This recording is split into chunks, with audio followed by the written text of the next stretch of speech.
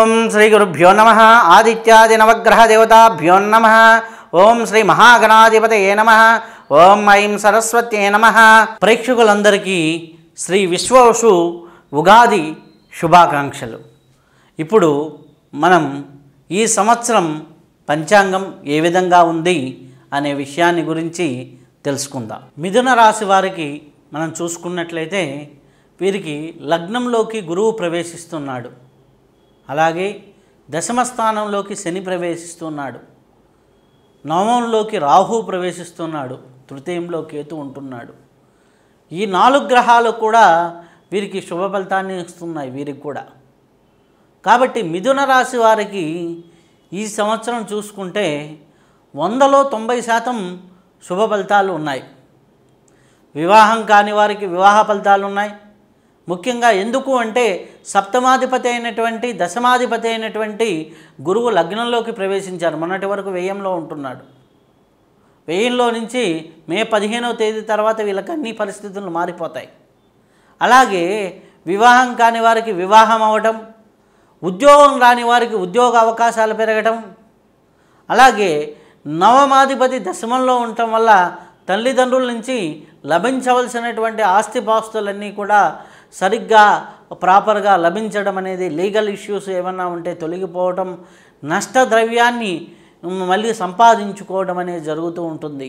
కేతువు తృతీయంలో ఉండడం వల్ల ఆధ్యాత్మికపరమైనటువంటి లాభాలు, పుణ్యక్షేత్ర దర్శనాలు జరిగేదానికి ఆస్కారం ఎక్కువగా ఉంది. ఈ గ్రహస్థితిని మీరు చూసినట్లయితే ఆలోచనా శక్తి పెరుగుతుంది, ఊహాశక్తి పెరుగుతుంది, మీకు విజన్ అనేది పెరుగుతుంది, విజువలైజేషన్ పవర్స్ పెరుగుతాయి. కాబట్టి మిథున రాశి వారికి చాలా అద్భుతంగా ఉందనే చెప్పవచ్చును. ముఖ్యంగా మిథున రాశి వారిలో ఉన్నటువంటి ఉద్యోగస్తులకి చూసుకుంటే ప్రైవేటు రంగాల్లో పనిచేస్తున్న వారికి, ప్రభుత్వ రంగాల్లో పనిచేస్తున్న వారికి చాలా చాలా సానుకూలమైనటువంటి ఫలితాలు, అద్భుతంగా రాణించేదానికి ఆస్కారము, మీ పని మీరు చేసుకుంటూ ఉన్నతంగా వెళ్ళేదానికి, జీవితాన్ని ఉన్నతంగా తీర్చిదిద్దుకునేదానికి చాలా చాలా చాలా శుభ ఫలితాలు అయితే కనిపిస్తూ ఉన్నాయి. కాబట్టి ఎటువంటి ఇబ్బంది లేకుండా మీరు ఉన్నతంగా ఈ యొక్క సంవత్సరంలో వింటూ ఉంటారు. నిరుద్యోగులకైతే ఉద్యోగ అవకాశాలు, గురుబలం మారుతుంది మే 15 నుంచి. కాబట్టి ఉద్యోగ అవకాశాలు మెండుగా ఉంటాయి. మీరు అనుకున్నది సాధించడానికి మిథున రాశి వారికి అవకాశం ఉంది. అలాగే ఈ యొక్క వ్యవసాయ రంగంలో ఉన్నవారికి 1-2 పంటలు కలిసి వచ్చేదానికి, మీరేసిన పంటల్లో మంచి లాభాలు గటించేదానికి ఆస్కారం ఎక్కువగా ఉంది. కళాకారులకు చూసుకున్నట్లయితే ముఖ్యంగా వీరికి చాలా అనుకూలమైనటువంటి ఫలితాలు కనిపిస్తూ ఉన్నాయి. అందరూ కలిసి రావడం, అందరూ ఒక చెయ్యి అందించడం, చాలా శుభ ఫలితాలు ఎక్కువగా కనిపిస్తూ ఉన్నాయి. చాలా అద్భుతంగా ఉంటుంది. కాబట్టి కళాకారుల పరంగా కూడా బాగుందనే చెప్పవచ్చును.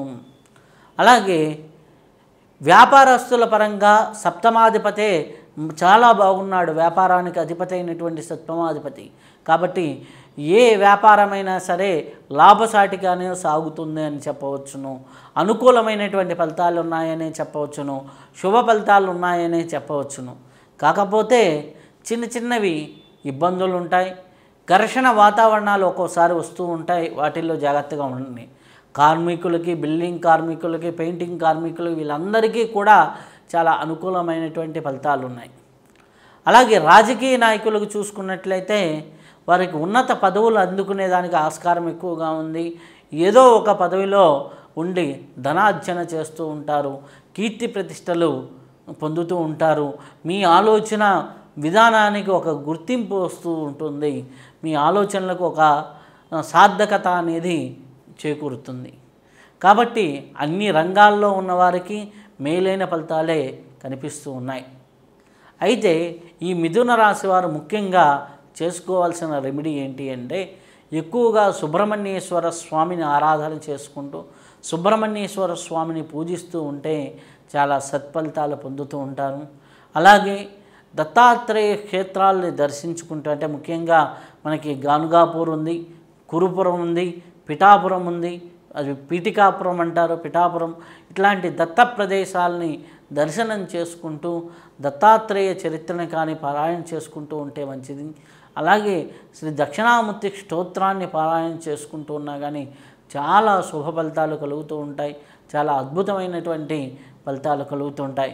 ఈ రెమెడీని ఫాలో అవుతూ హ్యాపీగా మీరు సంతోషంగా ఉండండి. ఇప్పటి వరకు మనం ఈ యొక్క రాశి యొక్క ఫలితాలు మనం తెలుసుకున్నాం. అయితే ఇది కేవలం గోచార ఫలితాలు మాత్రమే. అంటే గోచార ఫలితము అంటే ప్రస్తుత గ్రహస్థితిని గురించి చెప్పేటటువంటి ఫలితాలు.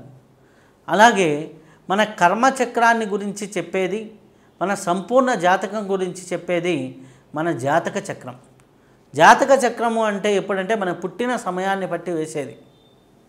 ఆ పుట్టిన సమయాన్ని బట్టి వేసేది సంపూర్ణ జాతకము, ఇది గోచారము. ఈ రెండూ కలిసి శుభంగా ఉన్నప్పుడు చాలా అద్భుతమైన ఫలితాలు ఉంటాయి.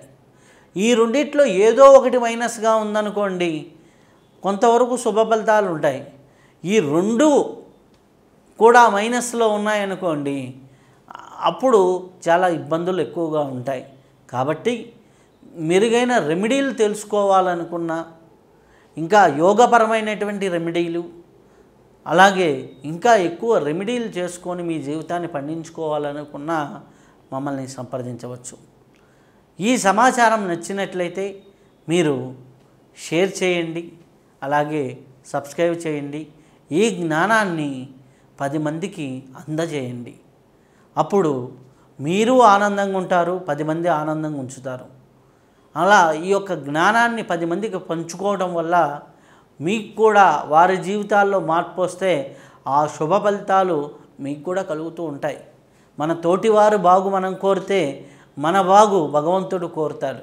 ఆ విధంగా ఈ విషయాన్ని 10 మందికి షేర్ చేయండి, అలాగే సబ్స్క్రైబ్ చేయండి ఛానల్ని. మీరు ఆనందంగా ఉండండి, 10 మందిని ఆనందంగా ఉంచండి. శుభం భూయా, సర్వే జనా సుఖినో భవంతు.